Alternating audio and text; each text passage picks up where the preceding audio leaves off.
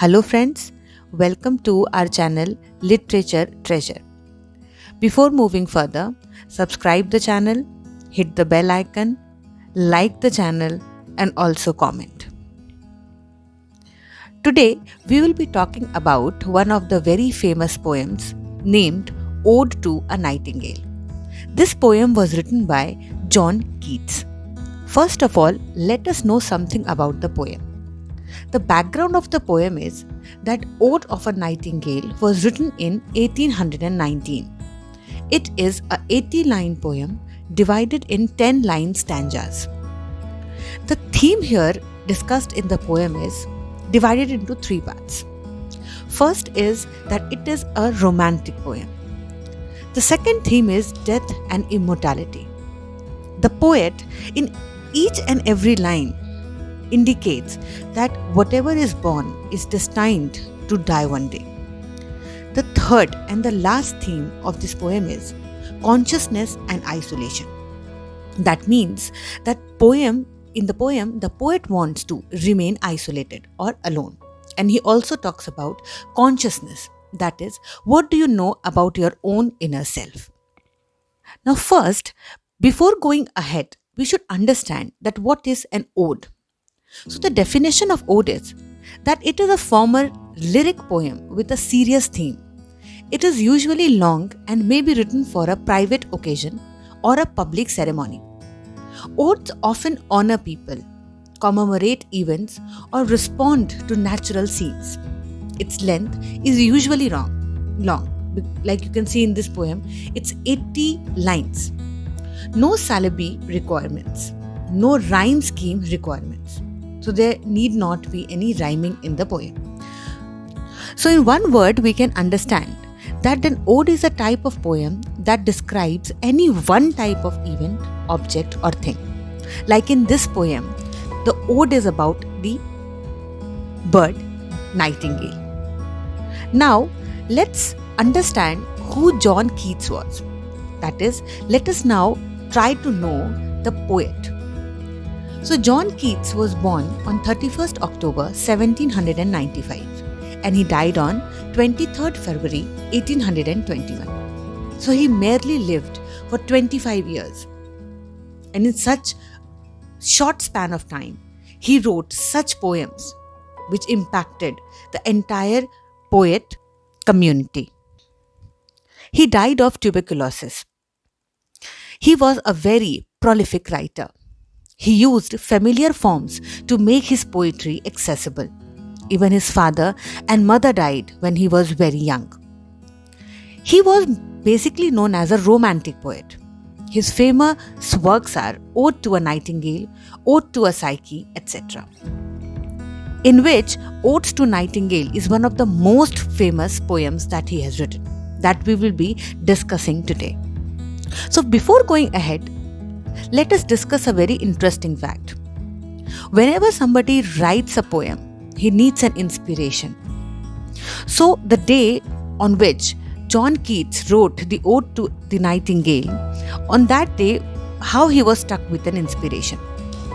So one day the poet heard a beautiful voice of a nightingale. Nightingale is a bird which has a very sweet and beautiful voice. It actually sings to attract its mates. So it's like a romantic voice.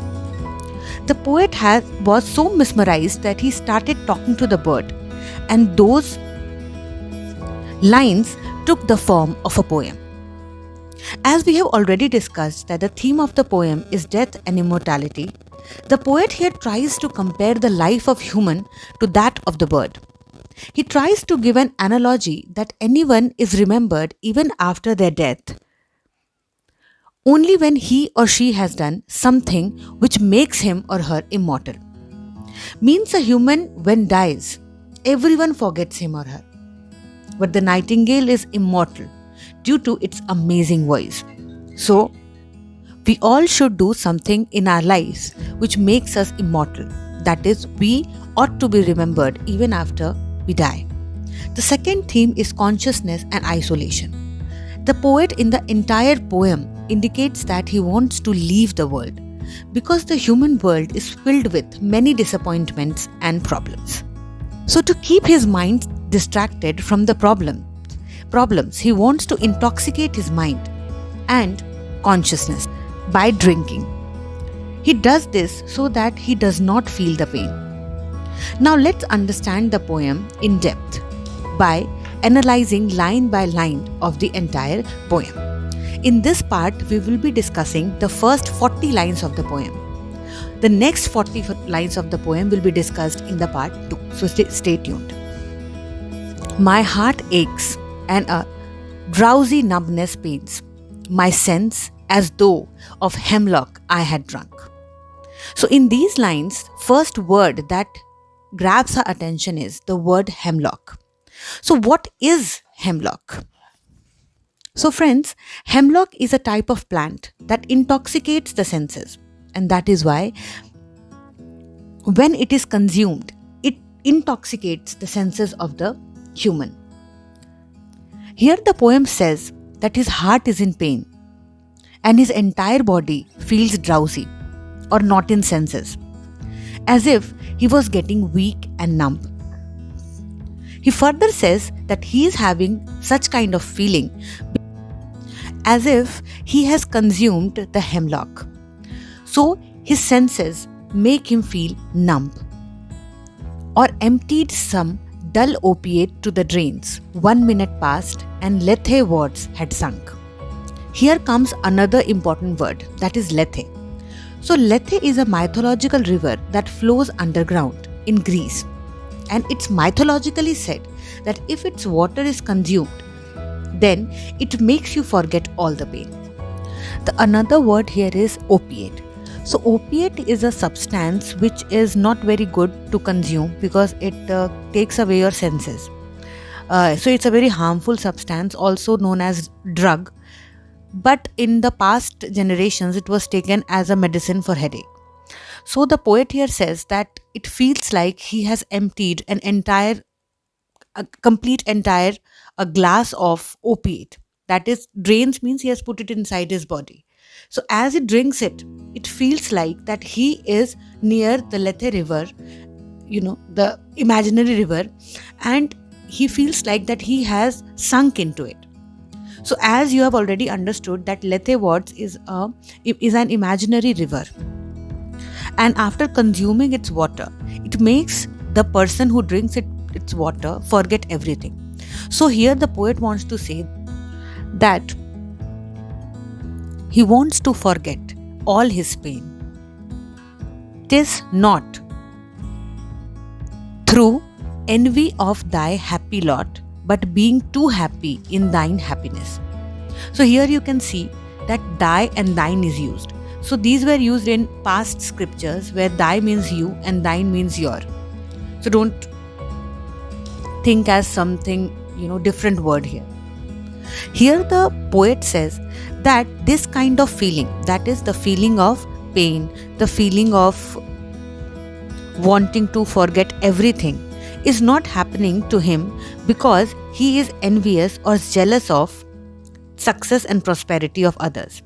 Here others means the nightingale. That how, after seeing how happy the nightingale is, the poet is not envious or jealous of it.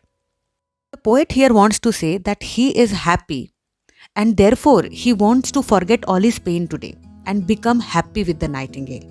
That is, he wants to share that happiness with the nightingale, not to forget the pain because he is envious, but because he is happy, he wants to forget all his pain. The next lines are, that thou light-winged dryad of the trees in some melodious plot. Dryad here means that in the dry leaves of the tree that fly with the wind. So the poet tells that the bird that you are like a dryad that has light feathers and he can fly wherever he wants to. He says that the plot on which the tree is planted and sitting on which the nightingale is singing the melodious tunes, it has made the entire plot very melodious. The next lines are, of beacon green and shadows numberless, singest of summer in full-throated ease. So here the poet wants to imply that the plot on which the tree is planted, as we have already discussed, on which the nightingale is sitting and singing so melodiously, has made the entire plot so melodious that the entire plot has become more green, and the shadows are becoming numberless. That is the shadows of the entire meadow. It is so green and lustrous that it has become more shadowed. And in the summer, this bird is singing in complete comfort zone with its full beautiful tone and in very easy mood. So it is making the entire environment very easy and very relaxed. So the 10 lines of the first stanza completes here. So I'll give a small summary of this particular stanza. In this entire stanza, the poet here talks about the nightingale. But the bird can symbolize more than one thing. Possible meanings including pure or unmixed joy. Everyone wants that in their life. The artist, with the bird's voice being self-expression, or the song being a poetry. The music of nature and the ideal. So here the bird can be symbolic, or maybe it's true. So that depends upon the understanding. But as of now, the entire poem shows that there was really a nightingale to which the poet was talking. So that took the form of the poem. Now let's move to the second stanza, 10 lines. Oh, for a draught of vintage that hath been cooled a long age in the deep dwelt earth, tasting of flora and the country green, dance and provencal song and sunburnt mirth. Here again, the poet is talking about something which intoxicates his mind. So everywhere it is clearly indicating that the poet wants to forget everything, all his pain, and he wants to go into a sense where he feels senseless, where he doesn't feel any pain at all. So he again talks about a wine. And what kind of a wine? Which is vintage. Vintage here means old. As you all know, that more the old a wine is, the more better it intoxicates us. So the poet says that if I get a sip of the wine, and that wine should be buried inside the earth, so that it tastes like the plants and the greenery, means the earthy flavor would come into the wine. And also it tastes like the dance and songs of the country people and also the sun. So the poet wants to have all the memory that refreshes him. He wants to memorize everything beautiful in this world. So he also wants to indicate here that everything is not wrong with this world. And as you all know, that water has a quality that it memorizes whatever is near it. So the wine, which is also a form of water, if it is inside the land, so it will grab all the necessary beauties of nature. So that the poet wants to have, to forget all his pain.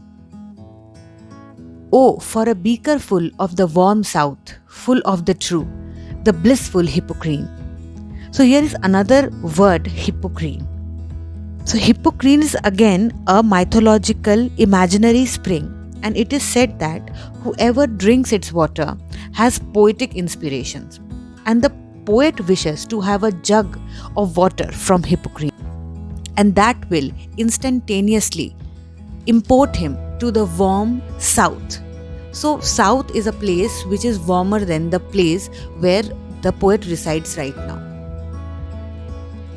So the poet wishes to have an entire beaker full of the water of the hippocrene, with beaded bubbles winking at the brim and purple stained mouth. And I might drink and leave the world unseen, and with thee fade away into the forest dim. And as small bubbles form on the surface of the water, the same way the inspirations and the pain of poet is coming and going away, just like the bubble pops up. And the line, the purple stained mouth, means by drinking that wine, the mouth of the poet has become stained and has become purple in color. and I might drink and leave the world unseen. And here he means that as he gets to drink, he would leave the world with the nightingale, and he shall fade away and escape into the dim light of the forest. Here he is trying to say that I want to fade or disappear with you or the nightingale because he wants to forget everything. What is this everything here? So, this everything is that which nightingale has never experienced. Now, as we finish the 10 lines of the second stanza, we will try to understand that what was the theme of this particular stanza.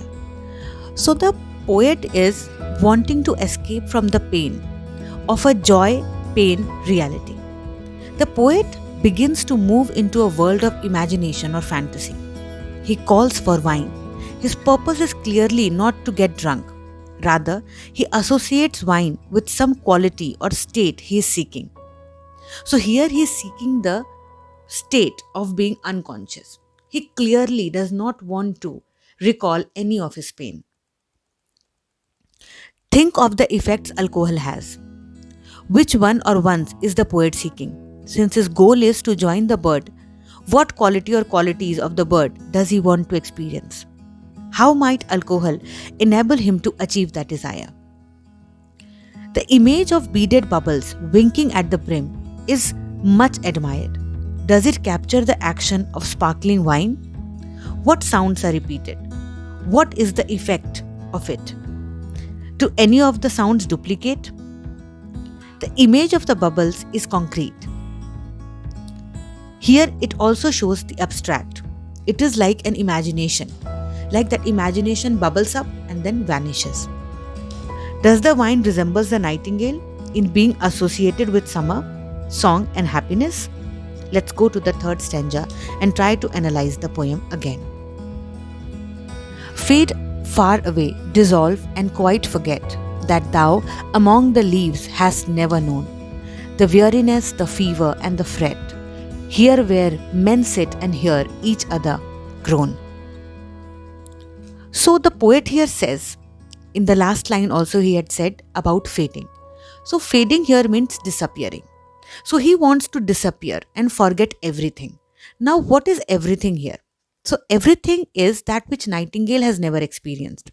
While sitting on the tree, poet further tells the nightingale that in the world, that is in his world, that is the poet's world, there is exhaustion, disease. So disease is fever here and many problems. And people here merely talk about the problems with each other, nothing positive. So the poet tells the nightingale that you are happy because you have never experienced the sad human world. Where palsy shakes a few sad last grey hairs, where youth grows pale and spectre thin and dies.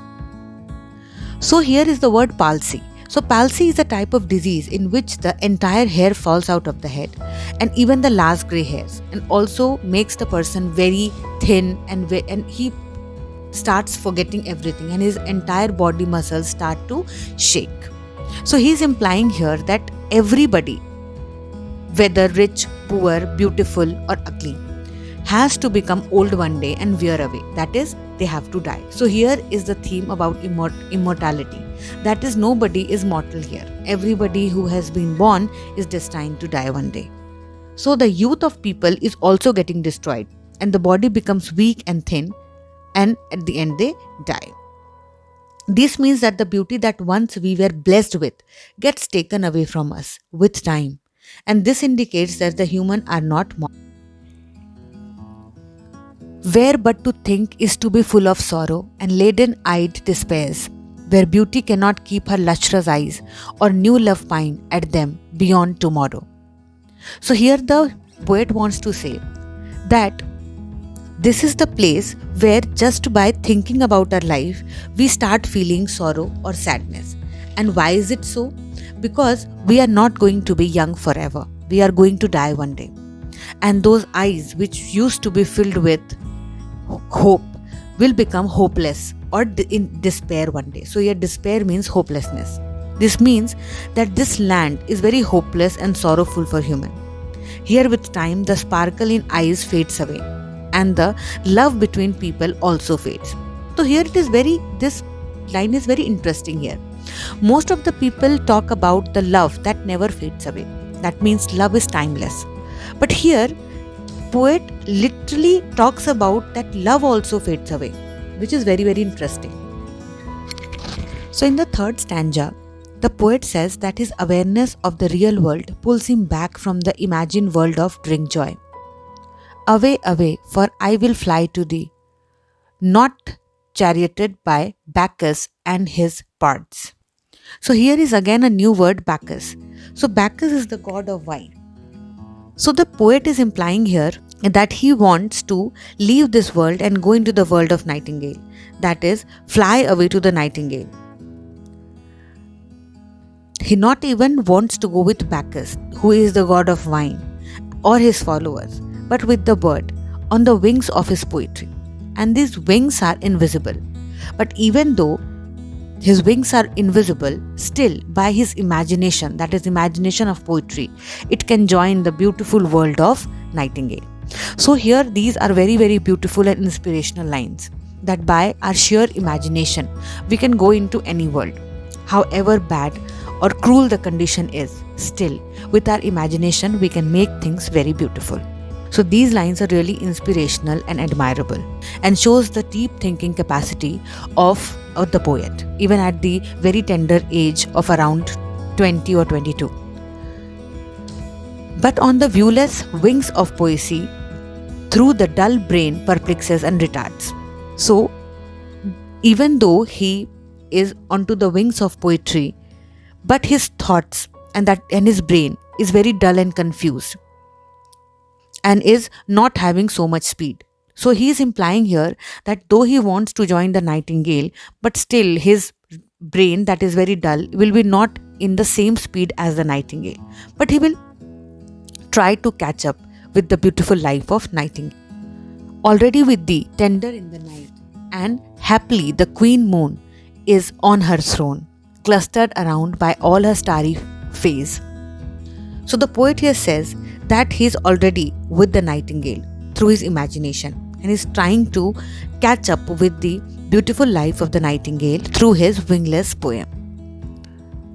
The night is very gentle and has just started, and the moon is the queen of the night, and it is on its throne, and it is also surrounded by stars that are like fairies, and also the followers of the moon. But here there is no light, save what from heaven is with the breeze blown through verdurous glooms and winding mossy ways. But the poet says that from the point where he stands, he sees no light. But sometimes he sees a very little light, and that light is coming from heaven. And the breeze or light, cool air is blowing. Verdurous gloom. Here verdurous glooms are big bushy plants. So the breeze is coming from the big bushy plants, and they are also shining in the dark.